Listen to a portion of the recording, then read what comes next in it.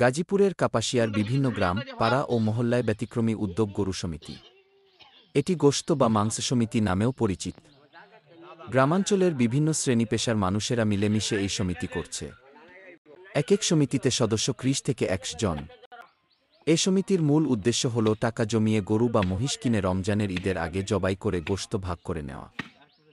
ঈদুল ফিতরকে সামনে রেখে এ ধরনের মাংস বা গোশত সমিতি গঠন করা হয়। আগে এ ধরনের সমিতিরই প্রচলন ছিল না। তবে বিগত কয়েক বছর থেকে গ্রামে মহল্লায় ঘরে ঘরে এই সমিতিতে যুক্ত ব্যক্তিদের সঙ্গে কথা বলে জানা গেছে, সদস্যরা প্রতি মাসে সমিতিতে জনপ্রতি ৫০০ থেকে ১,০০০ টাকা জমা রাখেন। বছর শেষে ঈদুল ফিতরের ঈদের আগে জমাকৃত অর্থ একত্র করে পশু কেনা হয়। ঈদের দিন বা তার দু একদিন আগেই এই পশু জবাই করে সমিতির প্রত্যেক সদস্যকে ভাগ করে দেওয়া হয়। এতে ঈদ উদযাপনের ক্ষেত্রে নিম্ন ও মধ্যবিত্ত মানুষের উপর আর্থিক চাপ কমে। উপজেলার ঘাগুটিয়া ইউনিয়নের কামারগাঁও ফকিরবাড়ি এলাকার একটি সমিতির উদ্যোক্তা সাজিদুল ইসলাম জানান, সমিতিতে এবার ৭০ জন সদস্য। প্রতি মাসে জনপ্রতি ৪০০ টাকা করে ১১ মাসে ৪,৪০০ টাকা জমা রাখেন।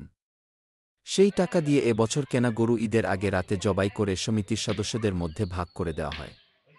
তুলনামূলক বাজার দরের চেয়ে কম দামে এবং একসঙ্গে বেশি পরিমাণ গোশত পেয়ে প্রত্যেকেই খুব খুশি, এ বিষয়ে সমিতির আরও কয়েকজন উদ্যোক্তা জানান।